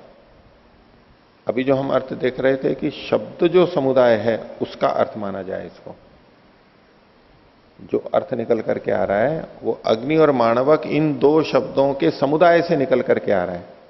जो भी अर्थ एक अर्थ निकल करके आ रहा है वो पूरे समुदाय से निकल करके आ रहा है, ये समझ करके ये सारी व्याख्या हुई है एक संभावना के रूप में। या तो ऐसा ही मान करके किया है ना इन्होंने। हाँ, इसमें मैं ऐसा कहना चाह रहा था क्योंकि समुदायार्थ से वाक्यार्थ अलग होता है, क्योंकि इन्होंने आगे प्रश्न उठाया अथवा वाक्यार्थ हो अयमिति उच्यते, तो यहाँ पे समुदायार्थ से जो जाति अर्थ सामान्य अर्थ होता है वो लिया जाएगा और उससे जो वाक्यार्थ वाला जो अर्थ निकल रहा है वो नहीं आएगा, इतना ही बताना चाह रहे हैं। वाक्यार्थ अलग हो गया, समुदाय अर्थ अलग हुआ। और यहां समुदाय अर्थ की जो व्याख्या की गई है वो वाक्यार्थ जैसी है। हिंदी में यहां जो व्याख्या की गई है तो इनका ये प्रश्न है कि भाई समुदायार्थ से ही अगर वही बात होती तो आगे क्यों ये कहा कहते हैं अथच वाक्यार्थवायम इत्युच्यते, वाक्य का अर्थ है। तो वाक्य में वैसे थोड़ा अंतर भी कर सकते हैं। वाक्य में तो दो शब्द या अनेक शब्द अपना अपना स्वतंत्र अर्थ रखते हुए भी एक दूसरे की संगति में आकर के विशिष्ट अर्थ को देते हैं, अपने अपने विशिष्ट अर्थ को देते हैं। वाक्यार्थ में क्या होता है, अनेक शब्द एक दूसरे के साथ आते हुए अपने ही विशिष्ट अर्थ को प्रस्तुत करते हैं, देंगे अपने ही अर्थ को, लेकिन अपने किसी विशिष्ट अर्थ को देंगे, अपने सर्वसामान्य अर्थ को नहीं देंगे। ये बात समझ में आई। अब समुदायार्थ को ये जिस ढंग से प्रस्तुत कर रहे हैं, संभवतः ये ऐसा मान के चल रहे हो कि अग्निर्माणव का ये एक समस्त पद हो गया, ये तो एक साथ मान करके जोड़ें। अभी इसको वाक्य की दृष्टि से नहीं देख रहे हैं कि अग्नि शब्द भी अपने विशिष्ट अर्थ को दे रहा है, मानव भी अपने अर्थ को दे रहा है, लेकिन विशिष्ट अर्थ को दे रहा है, ऐसा नहीं कह रहे हैं। अग्निर्माणव का मिल करके जिस अर्थ को दे रहा है, समुदाय के रूप में दे रहा है, तो वाक्यार्थ से या तो इसको अलग मान करके चल रहे हैं, अथवा दूसरे ढंग से कि अग्नि शब्द के दो अर्थ, एक ज्वलन और एक मानवक, तो अग्नि शब्द दोनों ही अर्थों को इकट्ठा करके देता है। अग्नि शब्द दोनों अर्थों को बोलता है, अग्नि समुदाय अर्थ को बोलता है। जब जब भी अग्नि शब्द आएगा वो ज्वलन को भी बोलेगा और मानवक को भी बोलेगा, जितने उसके अर्थ हैं उन सबको बोलेगा। न चासौ समुदाय अर्थ शक्य थे विज्ञातुम, ये समुदाय का अर्थ है, समुदाय रूप में सारे अर्थ समुदित अर्थ को कहने वाला है, ऐसा नहीं है। अन्वय व्यतिरेक से विभाग पता लगता है कि ये अग्नि शब्द सब जगह ज्वलन और मानवक दोनों अर्थों को देता हो, ऐसा नहीं है। जहां पर अग्नि शब्द अकेला है वहां पर अग्नि पच्यति, वहां पर मानवक अर्थ नहीं आ रहा है, और जहां अग्निर्माणवक है अब यहां पर ज्वलनवाजी अर्थ नहीं आ रहा है, अब अच्छा अर्थ आ रहा है। ये अन्वय व्यतिरेक से हमें पता लग गया कि समुदाय के अर्थ को, सब अर्थों को एक साथ नहीं देता है। ये अलग ढंग से संगति बोल रहा हूं और इस पर विचार कर लेंगे। यदि समुदाय अर्थ से हम ऐसे तात्पर्य ले सकते हैं कि न चासौ समुदाय अर्थ शक्य थे विज्ञातुम, समुदित अर्थ, समुदाय अर्थ का मतलब मैं ये ले रहा हूं समुदित अर्थ को ये नहीं कह सकता हर समय, दोनों को ही कह देता है, ऐसा नहीं होगा, एक ही को कहेगा। ये भी पूर्व पक्षी, ये तो सिद्धांति की तरफ से मानते हुए चलना पड़ेगा, और पूर्व पक्षी उसका खंडन कर रहा है। ठीक है, अच्छा और किसी को पूछिए। आचार्य जी, पृष्ठ संख्या 710, हाँ दूसरी पंक्ति में जी, उच्यते अनादृत्य मानवक प्रत्ययम ज्वलन अग्नि शब्दात प्रत्यंतो दृश्यन्ते न त्वनादृत्य ज्वलन प्रत्यर्थम मानवकम अग्नि शब्दात प्रतीयन्ति। हाँ इसका अर्थ अच्छी तरह समझ नहीं आया। हाँ देखिए, पहले मैं तात्पर्य बता देता हूं, फिर पंक्ति पे अर्थ घटा देता हूं। सामान्य जन क्या करते हैं वो बताया जा रहा है। ये कह रहे हैं कि सामान्य जन ऐसे करते हुए नहीं दिखाई देते कि मानवक इस अर्थ को, बच्चा इस अर्थ का अनादर करते हुए ही, इस मानवक इस अर्थ का अनादर करते हुए ही ज्वलन अर्थ को कहते हैं लोग बात। अनादर का मतलब क्या है, उस अर्थ को न लेना। अग्नि शब्द से मानवक अर्थ का न लेना मानवक अर्थ का अनादर है, ठीक है। और अग्नि शब्द से ज्वलन अर्थ को लेना ये उसका आदर है। हो गया। तो कह रहे हैं कि जन सामान्य अग्नि शब्द से ज्वलन अर्थ जब लेता है तो मानवक शब्द अर्थ का, बच्चे अर्थ का अनादर करते हुए ही लेता है। यानी बिना बच्चा अर्थ को लेकर के ही, यानी बच्चा अर्थ न लेकर के ही वो ज्वलन अर्थ को कहता है। ऐसा नहीं होता कि ज्वलन का तो अनादर कर दे, ज्वलन अर्थ तो ना ले और बच्चा अर्थ ले ले अग्नि शब्द का, ऐसा नहीं देखा जाता है। जनता में अग्नि शब्द ज्वलन अर्थ का ही है, केवल ज्वलन अर्थ का। जब ज्वलन अर्थ होता है तो बच्चा अर्थ नहीं लिया जा रहा है, तो बच्चा इस अर्थ का अनादर करके फिर ज्वलन अर्थ लिया जाता है, ऐसा देखा जाता है। और क्या नहीं देखा जाता कि ज्वलन अर्थ का तो अनादर कर दे और बच्चे अर्थ को ले ले, ऐसा नहीं देखा जाता है। ठीक है, देखिए पंक्ति, अनादृत्य व मानवक प्रत्ययम, मानवक इस अर्थ का अनादर करते हुए ही, उसकी उपेक्षा करते हुए ही ज्वलनम अग्नि शब्दात प्रतियंतः दृश्यन्ते, ज्वलन अग्नि शब्द से ज्वलन अर्थ को जानते हुए लोग देखे जाते हैं। और न तो अनादृत्य ज्वलन प्रत्ययम, ज्वलन अर्थ का अनादर करके उसको न लेते हुए मानवक इस अर्थ को लेते हुए नहीं देखे जाते। अग्नि शब्द से मानवक बच्चे अर्थ को तो लेते हुए और ज्वलन अर्थ का अनादर करते हुए लोग नहीं देखे जाते हैं। बस इतना ही तक। हाँ, और कोई? वो पृष्ठ संख्या 708। हाँ, इसमें हिंदी भाष्य में, इसमें ये जो 708 है ना, इसको 708 ख कर लीजिए। नहीं, इससे पहले वाला पृष्ठ है, उस पर कोई संख्या नहीं है, क्योंकि हमारा दूसरा खंड समाप्त हुआ था। वरुण जी ने इस पर ध्यान दिलाया। दूसरे खंड के अंतिम पृष्ठ संख्या 708 थी, 707 थी। हाँ, 707 थी। तो अब ये जो जहां मीमांसा शावर भाष्य तृतीय अध्याय द्वितीय पाद प्रारंभ हो रहा है, ये 708 हो जाएगी।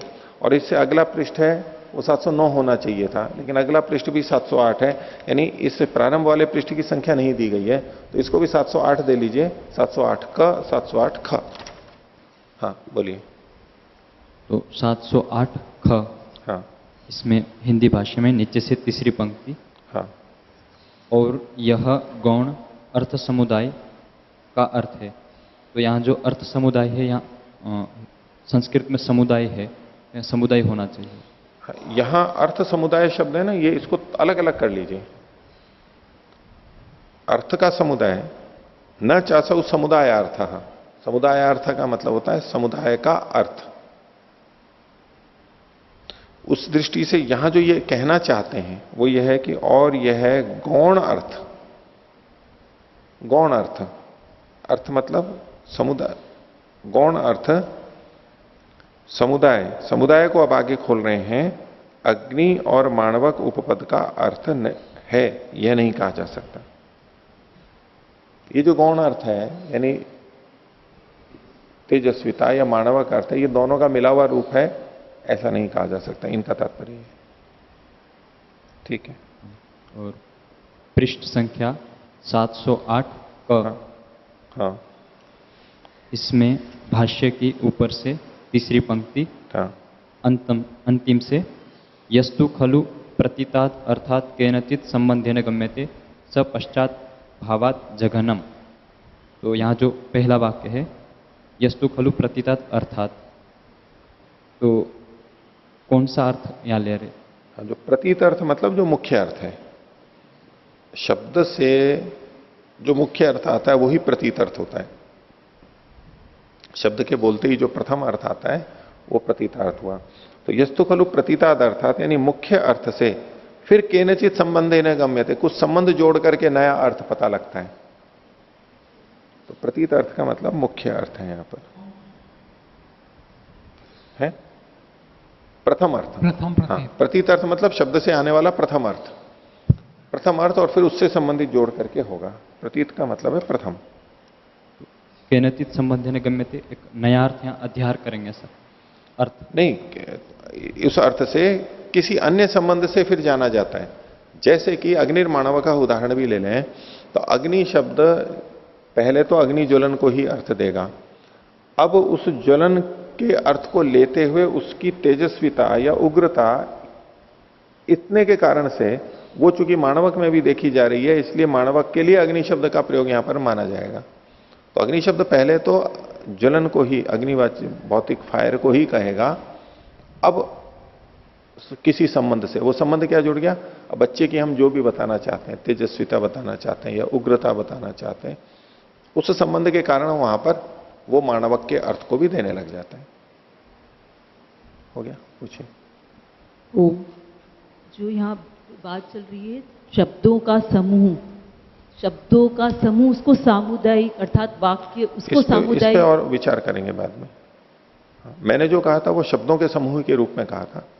उसको दोनों तरह सामुदायिक से वाक्य से अर्थ ले रहे हैं, मतलब वाक्यार्थ अलग हो गया हाँ और जी। समुदाय अर्थ अलग हो गया। तो समुदाय समुदाय अर्थ- मतलब इन दो शब्दों का समुदाय इकट्ठा। अग्निर्माणवका, कोई ये कहे कि भाई अभी जो चर्चा चल रही थी वो केवल अग्नि शब्द पे चल रही थी कि अग्नि शब्द का अर्थ ज्वलन है या बच्चा है, ठीक है, अग्नि शब्द पे चल रही थी। अब यहां अग्निर्माणवका जब साथ साथ आ गए तो कुछ अलग अर्थ प्रतीत होने लग रहा है। तो हम इसी अभी अर्थ को बात सुनिए, लक्षणा, अभी बात सुनिए। अग्नि शब्द जब माणवक के साथ में आया है तब अग्नि शब्द बच्चे के अर्थ को दे रहा है।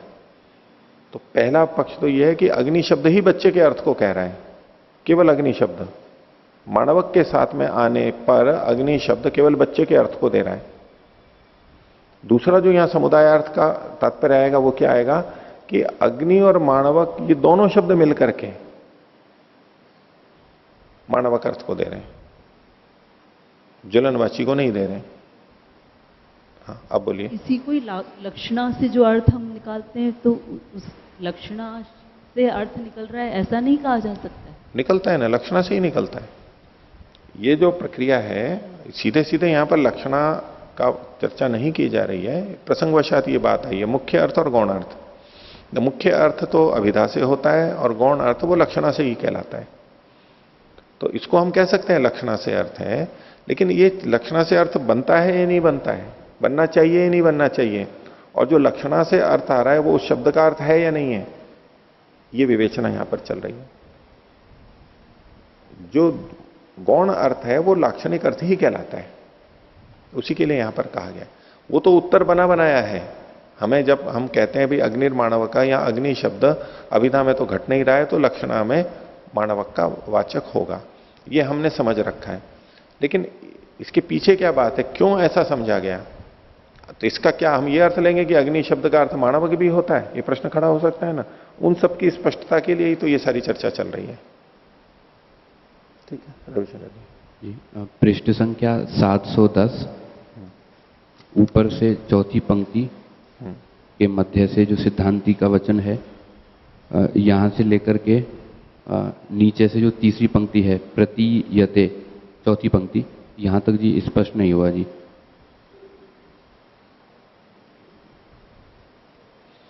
पृष्ठ संख्या 711 710 पृष्ठ संख्या 710 ऊपर से चौथी पंक्ति के मध्य से यो यो अग्नि सदृशो विवक्षते, हाँ, यहां से लेकर के ऊपर से जो छठी पंक्ति है तत्सादृश्यम प्रतीयते, यहां तक। कुतः एतत् प्रश्न का उत्तर दे रहे हैं कि जो जो अग्नि के सदृश विवक्षित होता है, अग्नि शब्द ज्वलनवाची हो गया, अब उस जैसा जो भी होगा, हमने एक ज्वलनवाची को कहा कि यह अग्नि है, उसी जैसी दूसरी भी अग्नि है, भौतिक अग्नि ही, वो भी उसी जैसी है, इसलिए वो शब्द भी वहां प्रयोग होता चला जाएगा। हमारे को किसी ने बताया था तो एक अग्नि को देख करके बताया था ये अग्नि है, अब हम दूसरी जगह वहां फिर उसी तरह की एक भौतिक चीज दिखाई दी, तो उसके बारे में तो हमें किसी ने नहीं बताया था ना कि इसका नाम अग्नि है, तो हमें कैसे पता लग गया कि ये अग्नि है? हमने एक गाय को देखा अब उस जैसी, या हमने 100 गायों को देखा, अब उसके अलावा हम किसी भी देश में जाते हैं वहां फिर हमारे को उस तरह का प्राणी दिखाई दे रहा है, हमें तो किसी ने नहीं बताया कि इसका नाम अग्नि है, इसका नाम गाय है, तो हम कैसे प्रयोग कर लेते हैं? तो वहां उन मुख्य अर्थ में भी गाय शब्द का या अग्नि शब्द का प्रयोग कब होता है? सादृश्य के कारण होता है। ठीक है, देखिए, यो यो अग्नि सदृशो विवक्षते तत्र तत्र अग्नि शब्दों नियत है, जो अग्नि के समान विवक्षित है, जो स्वयं अग्नि है वो भी, और अग्नि की तरह से कोई हम कहना चाहते हैं जैसे बच्चे को और किसी को, वो सब अग्नि शब्द से कहा जाता है।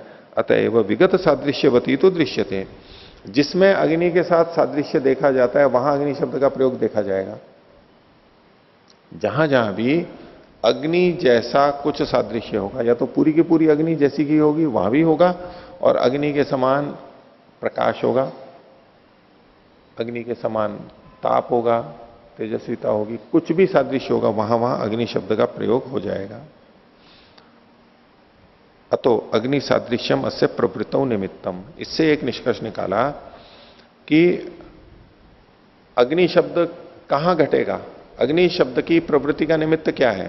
प्रवृत्ति मतलब वो शब्द वहां पर क्यों जुड़ रहा है, लग क्यों रहा है, प्रवृत्ति क्यों हो रहा है किसी शब्द किसी के भी साथ में, तो उसमें निमित्त कारण क्या है, अग्नि सादृश्य, यही एक निमित्त है। न च ज्वलने अप्रतीते तत्सादृश्यम प्रतीयते, और जब तक ज्वलन की प्रतीति नहीं होगी तब तक सादृश्य प्रतीत नहीं होगा। सीधे सीधे, अब ये लक्षणा वाला नहीं लेना किंचित अर्थ, ये अग्नि अग्नि पूरा भौतिक अग्नि है, उसका सादृश्य कहां पर होगा, जहां वैसी की वैसी अग्नि होगी, वो सारी की सारी चीजें होंगी। तो न ज्वलने अप्रतीते तत्सादृश्यम प्रतीयते, जहां अग्नि नहीं है वहां पर अग्नि शब्द का प्रयोग नहीं होगा, प्रतीति नहीं होगी। तस्मात् ज्वलनस्य अग्नि शब्दों निमित्तम, अग्नि शब्द ज्वलन का निमित्त मान लिया गया, ज्वलन सदृश जहां जहां होगा वहां वहां होगा। न माणवकस्य, ये माणवक का वाचक नहीं होगा, किंचित सादर में नहीं लेना है यहां पर। अभी केवल कह रहे हैं कि अग्नि शब्द केवल फायर का, वन्नी का ही वाचक होगा। तस्मात् ज्वलने मुख्यो न माणवक है, इसलिए ज्वलन में ही इसका मुख्य अर्थ है, माणवक में नहीं है। ठीक है, पूछिए। ओम आचार्य जी, जो ये प्रश्न संख्या 3 पे भूमिका में, भूमिका में प्रारंभ में पृष्ठ संख्या 3, हाँ, जो ये हैं स्वामी करपात्री जी जिन्होंने वेदार्थ परिजात नामक ग्रंथ लिखा, हाँ, तो उन्होंने जो युधिष्ठिर जी का जो भाष्य है उसका खंडन करने से उनको क्या लाभ हुआ? उनको क्या लाभ हुआ जी, उनके, ये युधिष्ठिर जी ने उनके सिद्धांत के विपरीत बातें लिखी हुई थी। करपात्री जी जिन सिद्धांतों को मानते थे, पौराणिक विचारधारा के थे, तो उनसे विपरीत बातों को इन्होंने सिद्ध किया युधिष्ठिर जी ने, तो उनकी बात का खंडन हो गया। उनकी बात का तो खंडन हो गया, पर उनसे जो इन्होंने सिद्धांत रखा वो तो वैसे तो सिद्धांत ही है ना। नहीं, सिद्धांत है, हमारी दृष्टि से वो सिद्धांत है, युधिष्ठिर जी की दृष्टि से वो सिद्धांत है। करपात्री जी की दृष्टि से वो सिद्धांत नहीं है, वो सिद्धांत विरुद्ध बातें हैं, वो इनको सिद्धांत विरुद्ध मानते हैं। वो जो अब तक मानते आ रहे थे, प्रचारित करते थे, पढ़ते थे, पढ़ाते थे, बोलते थे, भक्तों को बताते थे, उनकी उन बातों का खंडन कर दिया युधिष्ठिर जी ने कि देखो मीमांसा से पता लगता है कि आप ये बातें गलत बोलते थे। तो अगर किसी की बात खंडित हो रही है तो वो क्या करेगा, या तो प्रमाणों के अनुसार वो स्वीकार कर लेगा कि ठीक है मेरी गलती थी और अब आगे से मैं ऐसा मानूंगा, लेकिन अगर उसको स्वीकार नहीं हो पा रहा है तो जो जिसने उनका खंडन किया उनका वो खंडन करेगा, वो उन्होंने वहां पर किया है। पर क्या आचार्य जी वो खंडन कर पाए? ये आप देखिए, युधिष्ठिर जी तो यही लिख रहे हैं हमारी दृष्टि से कि वो खंडन नहीं कर पाए, क्योंकि युधिष्ठिर जी ने प्रमाण दिए थे। वो भी अपनी ढंग से प्रमाण देते हैं, प्रस्तुत करते हैं ऐसा ही, लेकिन वो उसको वो सिद्ध नहीं होती है। आचार्य जी जो उन्होंने प्रमाण दिए, या इसमें जो प्रश्न संख्या 4 पे, हाँ, 10वां जो है उसमें लिखा है वेदों में इतिहास है परंतु वह प्रतिकल्प वैसा ही घटित होने से नित्य है। हाँ, तो ये मुझे थोड़ा समझ में नहीं आया, वेदों में इतिहास कैसे? देखिए, पौराणिकों में और वैदिक विचारधारा में, आर्य समाजियों में ये एक भेद है।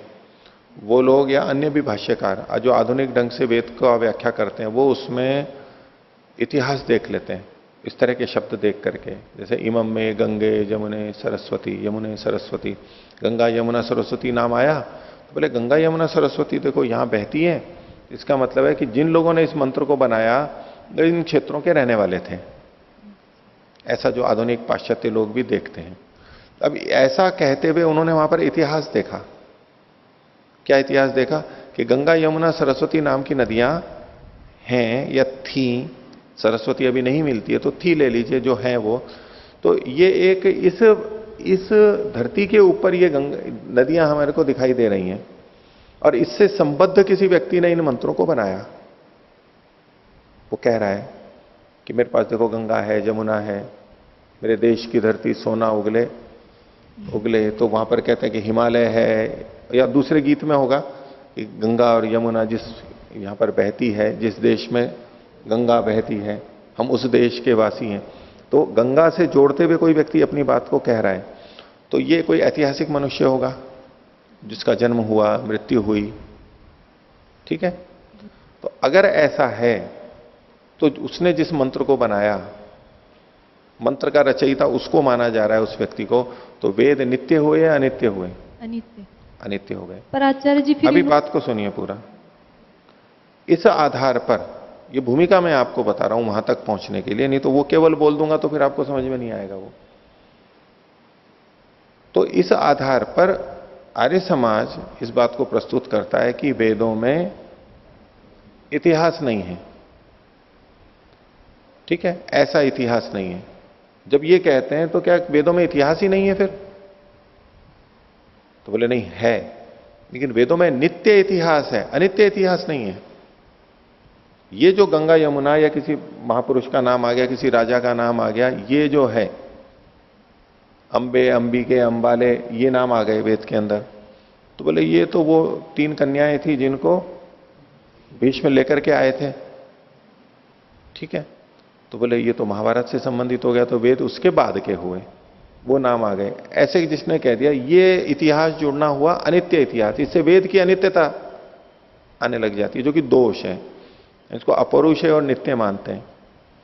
लेकिन क्या इसका मतलब ये माना जाए कि वेद में इतिहास है ही नहीं कुछ? तो बोले नहीं, वेद में नित्य इतिहास तो है, क्योंकि नित्य इतिहास को जब हम मानते हैं तो वेद की अनित्यता नहीं सिद्ध होती, वो नित्यता की नित्यता ही बनी रहती है। तो वेद में लौकिक मनुष्य, व्यक्ति, देश, काल, इससे संबंधित अगर इतिहास मानेंगे तो वो अनित्य सिद्ध होते हैं, इसलिए हम उस इतिहास को नहीं मानते, लेकिन नित्य इतिहास को मानते हैं। तो इसलिए देखो 10वें बिंदु में आप पंक्ति को देखिए कि वेदों में इतिहास है, परंतु वह प्रतिकल्प वैसा ही घटित होने से नित्य है। हर कल्प में, हर सृष्टि के अंदर वो वैसा ही होता है, इसलिए वो नित्य है, वो इतिहास नित्य है। नहीं तो इतिहास होते ही ये बात आती है कि ये अनित्य है। इतिहास शब्द के आते ही क्या लगता है? अनित्य है, और अनित्य इतिहास के होने से वेद भी अनित्य हो जाएंगे। लेकिन ये कहना चाहते हैं कि इतिहास नित्य भी होता है। मान लीजिए मंत्र है सूर्या चंद्रमसौ धाता यथा पूर्वम अकल्पयत। सूर्य और चंद्रमा को धारण करने वाले परमात्मा ने इस सृष्टि को जैसे पहले बनाया था वैसे ही बनाया।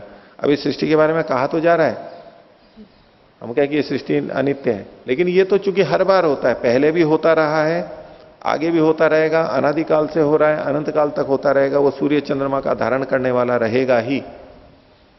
अब ऐसा इतिहास देते हुए वेद की अनित्यता नहीं आती है, क्योंकि इस तरह का इतिहास नित्य है। तो अब इसको संशोधित वाक्य क्या बनता है कि आर्य समाज या महर्षि दयानंद ने यह प्रतिपादित किया करते हैं कि वेदों में अनित्य इतिहास नहीं है, हाँ नित्य इतिहास तो है। केवल इतना कह देना कि वेद में इतिहास नहीं है, वो थोड़ा विचारणीय हो जाता है। नित्य इतिहास, अब बोलो। तो नित्य इतिहास का विषय क्या हुआ? प्रकृति, आत्मा और परमात्मा। मनुष्य जन्म लेता है, ठीक है, ईशावास्यमिदम सर्वम, परमात्मा से ये सारा संसार व्याप्त है, तो वो इस सृष्टि पे लागू हो रहा है ना। इस सृष्टि पे लागू हो रहा है तो कहने लगे ये तो इतिहास की बात हो गई, क्योंकि ये जो सृष्टि है ये बनी है और नष्ट भी हो जाएगी, तो इतिहास की बात हो गई, यानी अनित्य इतिहास की बात हो गई। ऐसा कोई कहने लगे तो उसका उत्तर है कि नहीं, ईशावास्यमिदम सर्वम, ये बात जैसे इस सृष्टि पे घट रही है ऐसी पिछली सृष्टि पे भी घट रही थी, पिछली सब पे अनादिकाल वाली, और अनंत काल तक घटती रहेगी। तो ऐसा होने के कारण से अब ये नित्य इतिहास हो गया, इसलिए वेद की अनित्यता इससे नहीं आती है, वेद नित्य ही बने रह जाते हैं। ठीक है, तो देखिए थोड़ा पाठ आगे का देखते हैं। पृष्ठ संख्या 712। पीछे जो हमने देखा पूर्व पक्षी और उसके सिद्धांती भी आपस में कुछ चर्चा कर रहे हैं, लेकिन पूर्व पक्षी ने बात रखी, प्रश्न उठाया, और उसका कहना है कि ये जो शब्द हैं अपने मुख्य और गौण अर्थ दोनों को देंगे। और हमारा विषय वाक्य क्या था? बर्हिर्देव सदनम दामी। बर्ही का मतलब कुछ मुख्य ही लिया जाएगा या उलपराजी जो गौण अर्थ है वो भी लिया जाएगा। इसका उत्तर सिद्धांति दे रहा है।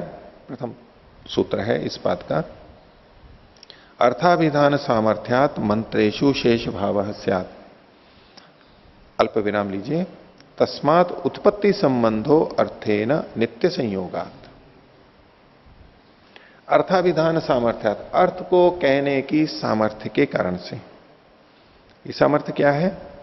जो हम शब्द की सामर्थ्य मतलब लिंग उसका, वो शब्द उस अर्थ को कहता है। मंत्रेषु शेष भावस्यात्, मंत्रों में शेष भाव होवे।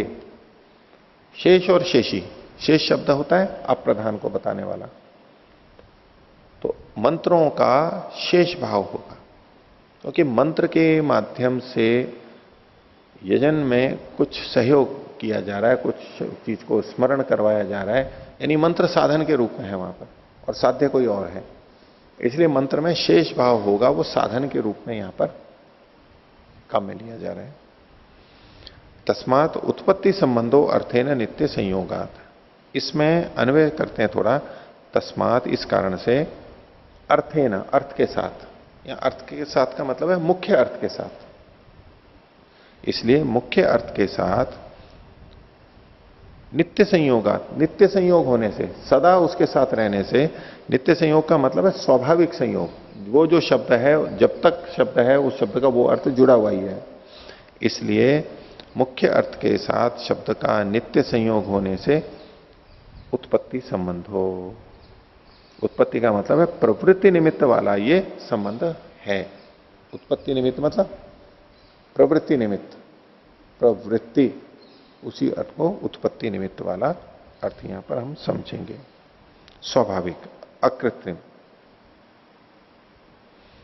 इसलिए अर्थ के साथ चूंकि नित्य संबंध है शब्द का, तो जो शब्द जब तक है तब तक उसके साथ में उसका स्वाभाविक संबंध है, बनाया नहीं गया है। अकृत्रिम शब्द उसी अर्थ को कह रहा है। भाष्य देखिए, मुख्य एवं विनियोक्तव्यो मंत्रो न गौणे इति, ये जो मंत्र है बर्हिर्देव सदनम दामी, इसको मुख्य अर्थ में यानी कुशा के अर्थ में ही लेना चाहिए, गौण अर्थ में नहीं लेना चाहिए। कुतः उभय अशक्यत्वा, क्योंकि दोनों अर्थ नहीं लिए जा सकते, मुख्य और गौण दोनों अर्थ लें ये संभव नहीं है। प्रकरणे ही समाम्नानात् प्रधानेन एक वाक्यताम उपैति, चूंकि ये जिस प्रकरण में पढ़ा गया है, किसी प्रकरण में पढ़ा गया है, तो ये प्रधान के साथ एक वाक्यता को प्राप्त होने लगता है। प्रधान का मतलब है प्रधान कर्म, ये जो दर्शपूर्ण मास यहां पर है, वहां जो प्रधान कर्म कहा गया उसके साथ एक वाक्यता को लगने लगता है ये, उस प्रकरण में पढ़े हुए होने से। तो तत्र इतत् आपतति, वहां पर ये दोष आ जाता है। क्या? यच्चक्नुयात् अनेन मंत्रेण साधितुम साधयितुम तथा साधयेत इति, इस मंत्र के द्वारा जो भी साधित किया जा सकता है वह उसके द्वारा साधित किया जा सके, साधित कर ले, जो भी कुछ हो सकता है वो सब करने लगे, अर्थात मुख्य और गौण अर्थ दोनों आने लग जाएंगे उसमें। इसमें पीछे देखिए 711 पर पूर्व पक्षी ने इसी बात को कहा था। 711 पर प्रथम पंक्ति के अंत में उभयस्य शक्यत्वात् उभयमपि बर्हि शब्देन शक्यते प्रत्यायितुम तृणम च तृण सदृशम से, दोनों ही ग्रहण अर्थ होने लगे। उसी को यहां पर सिद्धांती कह रहा है कि ये दोष के रूप में प्रस्तुत कर रहा है, कि फिर तो ये बात आ जाएगी कि जो कुछ भी इस मंत्र से साधित किया जा सकेगा वही होने लग जाएगा, यानी तो प्रधान और गौण अर्थ दोनों होने लग जाएंगे इस मंत्र से। न च असौ अर्थाभिधान संयोगात् शक्नोति उपकर्तुम न गौणम अर्थम शक्नोति अभिधातुम। सच असौ अर्थाभिधान संयोगात्, अर्थ के कथन के संयोग से ये नहीं कर सकता। सच असौ अर्थाभिधान संयोगात् शक्नोति उपकर्तुम, ये जो शब्द है अपने अर्थ को कहते के द्वारा ही ये उपकार कर सकता है। न गौणम अर्थम शक्नोति अभिधातुम, कि गौण अर्थ को नहीं कह सकता है। तस्मात् न गौणे विनियोगा, इसी गौण में विनियोग नहीं हो सकता है।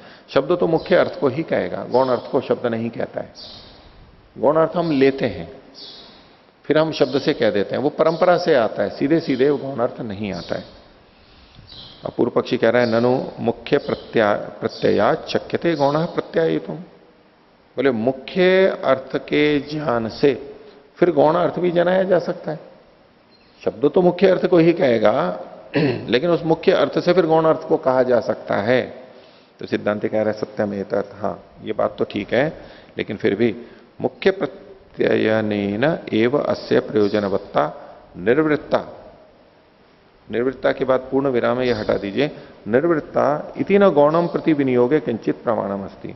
बोले यहां इस प्रसंग में दूसरी जगह मुख्य अर्थ आकर के गौण अर्थ को भी देता है, लेकिन अभी बात चल रही है बर्हिर्देव सदनम दामी या मुख्य इसके अंदर। तो यहां पर मुख्य अर्थ के देने के द्वारा ही, जानने के द्वारा ही इसकी प्रयोजनवत्ता निवृत्त हो जाती है, यानी संपन्न हो जाती है, सार्थक हो जाता है मंत्र। इसलिए गौण अर्थ के प्रति विनियोग करने में इसमें कोई प्रमाण नहीं है कि हम क्यों इस मंत्र का प्रयोग गौण अर्थ में भी करें, मुख्य अर्थ में घट ही रहा है। तो मुख्य विनियोगेन तु अनर्थक्यम परिह्रियते, मुख्य अर्थ में इसका विनियोग करने पर मंत्र की अनर्थकता हट जाती है। यदि मंत्र का प्रयोग किसी जगह ना करें तो वो अनर्थक होने लगेगा, और जब मुख्य अर्थ में प्रयोग कर दिया है उसका तो मंत्र निरर्थक नहीं रहा, यानी अनर्थकता या निरर्थकता हट चुकी है, यानी वो सार्थक हो गया है। और परिहृते अनर्थक्य न गौणाभिधानम आपतति, और जब मंत्र की अनर्थकता हट चुकी है तो गौण अर्थ वहां पर नहीं आएगा। गौण अर्थ कब आता है? जब मुख्य अर्थ में वो घट नहीं रहा है और मंत्र अनर्थक हो रहा है, मंत्र या शब्द अनर्थक हो रहा है, तब हम गौण अर्थ पे जाते हैं। यहां तो कोई बात ही नहीं है। न ही अनभिधाय मुख्यम गौणम अभिवतति शब्द, कोई भी शब्द है वो मुख्य अर्थ को बताए बिना गौण अर्थ में कभी भी नहीं जाता है। पहले वो मुख्य अर्थ को ही बताएगा, वो असंभव होता हुआ फिर गौण अर्थ के अंतर्गत जाएगा। अतः प्रमाणाभावात न गौणे विनियोज्यता, तो इसमें कोई प्रमाण नहीं है, बिना प्रमाण के ये गौण अर्थ में प्रयोग नहीं किया जाएगा।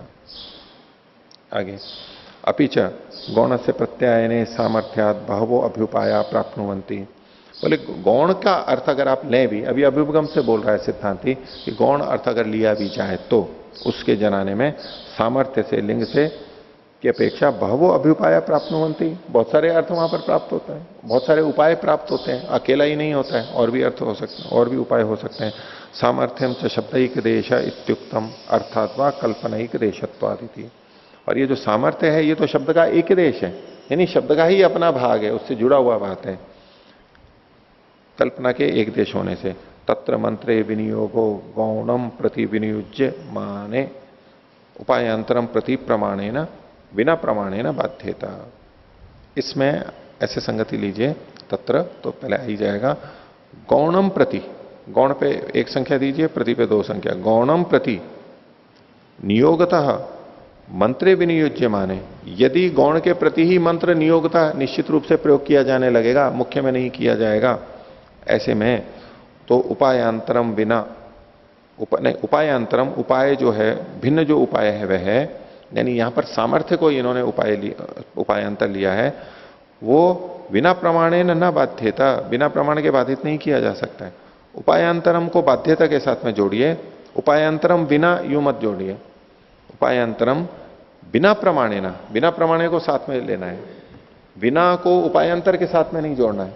उपायांतरम बिना प्रमाणे न बाध्यते, ऐसा नहीं, उपायांतरम बिना प्रमाणे न बाध्यता, वो बाधित नहीं किया जा सकता। मंत्र आम नानम प्रमाणमिति चेत, अगर पूर्व पक्षी कहे कि नहीं मंत्र पढ़ा हुआ है यही अपने आप में प्रमाण है। पूर्व पक्षी को पूछा था ना कि ये आप गौण अर्थ कैसे करेंगे, तो बोले इसी से कर लेंगे, मंत्र का जो पढ़ना है यही प्रमाण हो, तो न तस्य उपायांतर निवृत्तो सामर्थ्यम अस्ति, तो बोले कि ये मंत्र जो है इसका अन्य उपायों को हटाने में सामर्थ्य नहीं है, अन्य उपायों से गौण अर्थ तो फिर भी आ जाएगा, उसको नहीं हटा सकते। इस पर पूर्व पक्षी कहता है ननु मुख्येपि विनियुज्यमान से ऐसा एवं दोष, जब आप मुख्य अर्थ इसको ले रहे हैं तो वहां भी ये का ये दोष आएगा कि जो अन्य उपाय हैं उसको तो मंत्र हटा नहीं रहा है, तो आप अन्य अर्थ जो आ सकते हैं उसको क्यों नहीं ग्रहण कर रहे हो? मुख्य अर्थ आने पर अन्य अर्थ तो हटा नहीं है।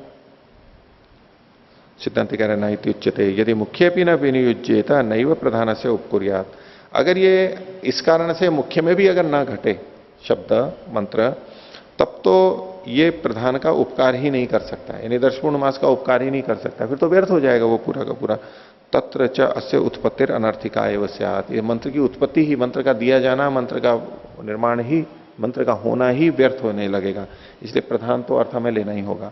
तस्मादस्ति गौणे मुख्य च विशेषः, इसलिए गौण और मुख्य अर्थ में ये विशेषता होती है कि गौण अर्थ आ जाता है तो वो अब दूसरे उपायों को तो हटा ही देगा, दूसरे नहीं होंगे, लेकिन अन्य उपाय आप ले रहे हो, अन्य उपायों से गौण अर्थ ले रहे हो, तो आप यूं कहोगे कि प्रधान यहां पर हट जाएगा, गौण में ही हम इसको विनियोग करेंगे, ये वो कर नहीं सकता है।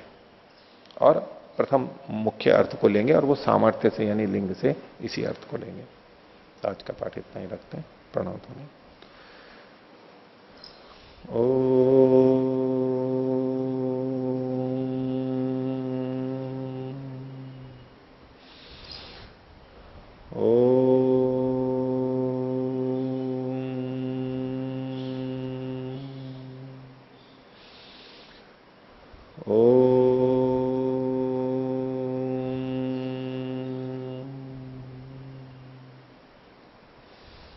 सभी को सदर विवरण। ओम शांति।